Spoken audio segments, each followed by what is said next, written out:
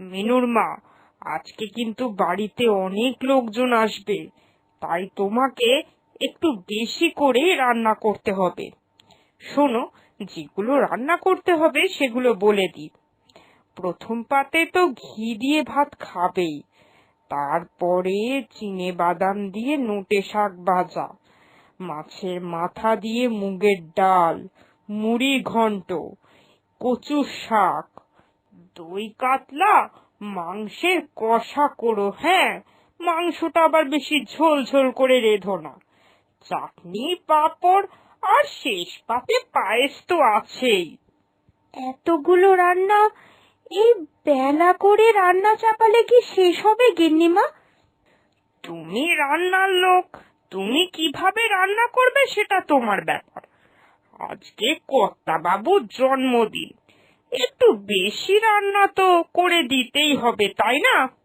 যাকে যাক, কথা বাড়ি আর সময় নষ্ট করছি না, তুমি বরং তাড়াতাড়ি করে কাজগুলো সেরে ফেলো। আর হ্যাঁ, দুপুর 2টোর মধ্যে যেন রান্না শেষ হয়ে যায় তোমার।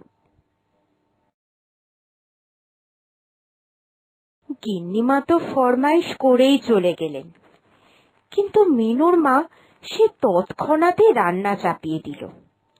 তারপরে দুপুরবেলা খেতে বসে এ কি, এত কম পদের রান্না কেন? তোমাকে আমি যেগুলো করতে বলেছিলাম তুমি তো সব রান্না করোনি। গিন্নিমা অনেক বেলা করে রান্নাগুলো করতে বলেছিলেন, দুপুর 2টোর মধ্যে কি এত রান্না করা সম্ভব?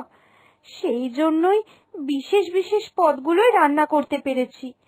বাকি রান্না আমি কালকে কর্তাবাবুকে করে খাওয়াবো। আজকে ওনার জন্মদিন, আর তুমি কিনা ওনাকে কালকে খাওয়াবে? এটা কেমন কথা?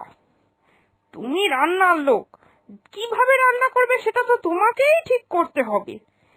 তুমি যদি সঠিক টাইমে রান্নাটা শেষ করতে না পারো, তাহলে এত মোটা মাইনে দিয়ে তোমাকে রেখেছি কিসের জন্য? না না না, আজকে আমি তোমার কাজে বড্ড অসন্তুষ্ট। কাল থেকে তোমাকে আর আসতে হবে না, বুঝেছো?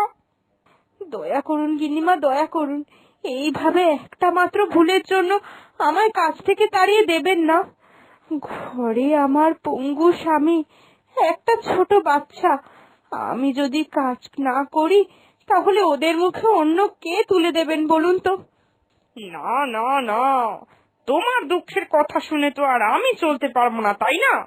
তুমি কাজ করতে পারোনি, তাই তোমার মতো অকর্মণ্য রান্নার লোককে আমি আর এই কাজে বহাল রাখতে পারবো না।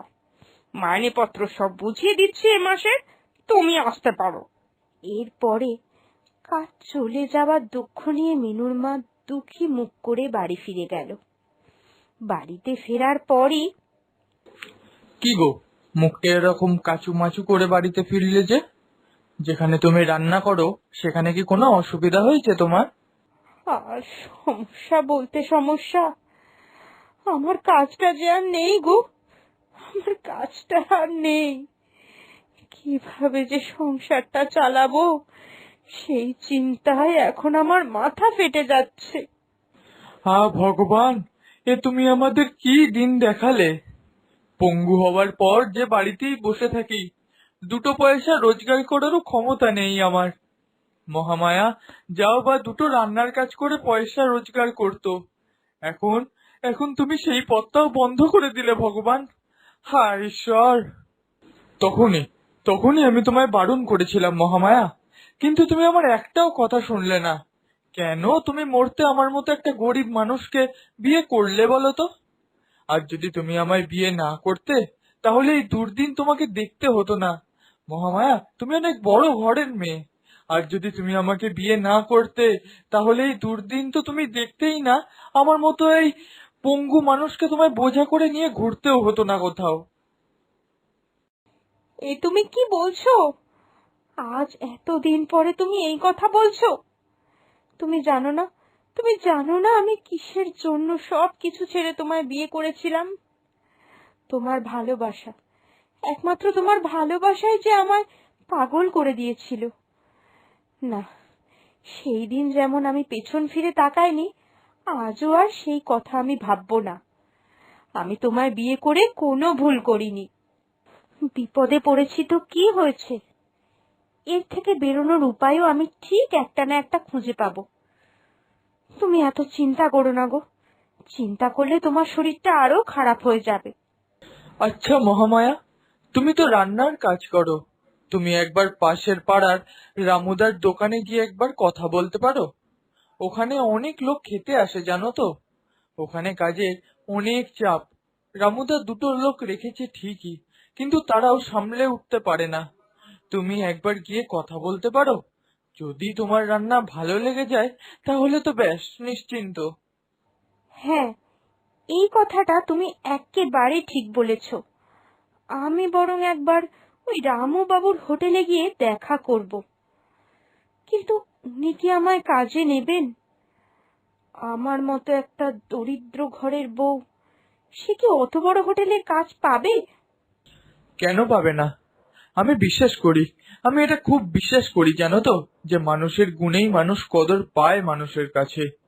এই গরিবের সংসারে এ তো আর কিছুই নেই। তুমি একটা কাজ করো, মাঠে দুটো কচুর শাক হয়েছে, তুমি এই কচুর শাক কালকে নিয়ে রান্না করো, বুঝেছো? একটুখানি বরং টিফিন কৌটো করে ওনাদের কাছে নিয়ে যেও। ওনাদের যদি তোমার রান্না ভালো লেগে থাকে তাহলে তোমার কাজটা পাকা হয়ে যেতে পারে কালকেই। এই বুদ্ধিটা তুমি খুব ভালো দিয়েছো। ঠিক আছে গো, আমি কালকেই কচুর শাকটা খুব ভালো করে রান্না করব। দেখি ওনাদের যেন পছন্দ হয়।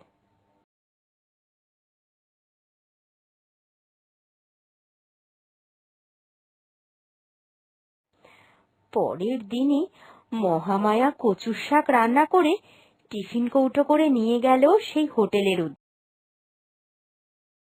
আপনার আপনার এই কচুর শাকটা খেয়ে ভালো লেগেছে রামু বাবু?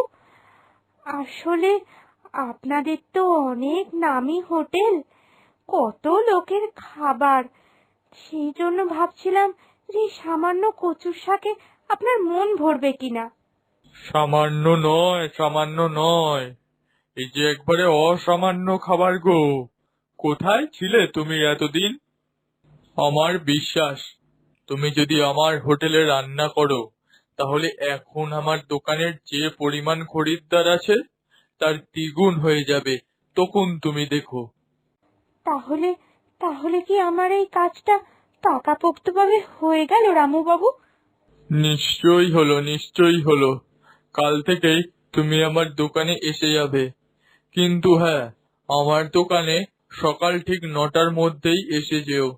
বোঝোই তো, দুপুরবেলার রান্না হয়, খরিদ্দাররা 12টার মধ্যেই খেতে চলে আসে। তার আগে তো তাদের রান্না করে রাখতে হবে। তুমি 9টার মধ্যে এলেই হবে। তার আগে তো আমার আরো লোকজন আছে, তারা কুটনো কোটাগুলো সবকটাই সেরে রাখবে। আচ্ছা আচ্ছা, ঠিক আছে, আমি ঠিক সময়ে চলে আসব। কি গো, যে কাজে গেছিলে সেটা কি সফল হলো? তোমার হাতের রান্না খেয়ে উনি কি বললেন? উনি আমার হাতে রান্না খেয়ে খুব খুশি হয়েছেন গো। আর জানো তো, উনি বলেছেন যে এই রকম স্বাদের খাবার এর আগে উনি কোনো দিন খাননি। আমার কাজটা পাকা হয়ে গেছে গো, কাল থেকেই যেতে বলেছেন। এই তো, এই তো তুমি সুখবর আনলে। শোনো না, আমিও একটা কাজের সন্ধান পেয়েছি। ওই তুমি চলে যাওয়ার পর পাশের পাড়ার শ্যামল আছে না, ও এসেছিল আমার সাথে দেখা করতে। ও বলল বাড়িতে বসে রাখি তৈরি করার কাজ আছে। আমি ভাবলাম সারাদিন তো বাড়িতেই বসে থাকি, কোনো তো কাজ বাজ করতেই পারি না। বাড়িতে বসে রাখি তৈরি করে 2 টাকা যদি উপার্জন হয় তাহলে ক্ষতি কি বলো? বাহ, একদিনে দুটো সুখবর একসঙ্গে পেলাম। দেখো, ভগবান এবার নিশ্চয়ই আমাদের দিকে একটু মুখ তুলে চাইবেন। মিনুর মা, ও মিনুর মা, বাড়িতে আছো নাকি? এই তো, এই তো তুমি। শোনো না মিনুর মা, আমি অনেক বড় অন্যায় করে ফেলেছি তোমার সঙ্গে। আসলে সেদিনকে মাথাটা আমার ঠিক ছিল না গো। তুমি রান্নাগুলো শেষ করতে পারোনি। তোমার কর্তা মশাইয়ের মুখে একটু ভালো মন্দ যদি জন্মদিনের দিন না তুলে দিতে পারি তাহলে যে আমার মনে শান্তি লাগে না। তাই তোমাকে অনেক খারাপ কথা শুনে কাজ থেকে তাড়িয়ে দিয়েছি। দয়া করে আমায় ক্ষমা করে দাও। তোমার কর্তামশাই তোমার সঙ্গে দেখা করতে চেয়েছেন, তুমি একটিবার গিয়ে দেখা করবে, চলো। না, আমি কিছুতেই আর যাব না। আপনি সেই দিন আমায় অন্যায়ভাবে তাড়িয়ে দিয়েছিলেন। না না গিন্নিমা, আমি আর যাব না ওখানে।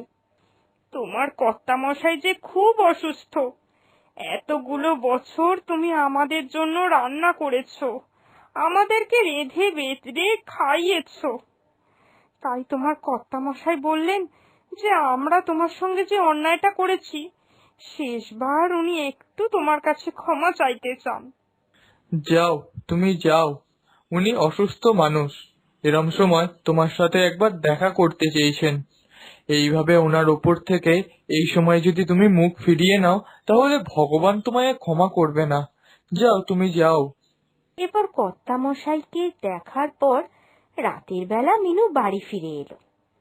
বাড়ি ফেরার পর, কি গো, কর্তামশাই এখন কেমন আছেন? কি বললেন উনি তোমাকে? ওনার শরীর এখন কুশল তো? না গো, ওনার শরীরের অবস্থা ভালো নয়। উনি তো আমার কাছে ক্ষমা চেয়ে একেবারে আমার অবস্থা খুব খারাপ করে দিয়েছিলেন। আমার ওখানে দাঁড়িয়ে থাকতে বড্ড লজ্জা করছিল জানো। এত বয়স্ক মানুষ আমার মতো একটা সামান্য লোকের কাছে কিভাবে ক্ষমা চাইছিলেন। ওনার খুব বাড়াবাড়ি হয়েছিল, ওনাকে তো হাসপাতালে নিয়ে যেতে হলো। রক্তের প্রয়োজন ছিল, ওনার নাকি শরীরে রক্ত শূন্যতা। আমি রক্তটা দিলাম। মানুষ কপাল গুনে ভুল করেই ফেলে। মানুষ যদি ভুল না করে তাহলে আর কে করবে বলো তো? এই ভুলটাকে কি নিয়ে বসে থাকলে চলে? মানুষকে ক্ষমা করে দেওয়া জানতে হয়। ক্ষমাই যে মানুষের পরম গুণ। আর এটা আমি কার কাছ থেকে শিখেছি বলো তো? তোমার কাছ থেকে। আমি তো কর্তামশাইয়ের সঙ্গে দেখা করতে যেতেই চাইছিলাম না, তুমি আমাকে জোর করে পাঠালে। ধন্যবাদ গো, আমি আজকে একটা মস্ত বড় ভুল করতে যাচ্ছিলাম, তুমি আমাকে সেই ভুলটার হাত থেকে বাঁচিয়ে দিয়েছো। হয়েছে হয়েছে, আর আমার গুণগান করতে হবে না। নাও নাও, রাত হলো, খাবার বাড়ো, কাল থেকে তো আবার হোটেলে যেতে হবে। হ্যাঁ গো, হোটেলেও যাব, আর গিন্নিমার বাড়িতে হোটেল থেকে হোম ডেলিভারির ব্যবস্থাও করে দিতে বলেছেন গিন্নিমা। এরপরে মহামায়ার সংসারে আর কোনো কষ্ট রইল না। তারা সবাই মিলে সুখে শান্তিতে ভালোভাবে দিন কাটাতে শুরু করলো।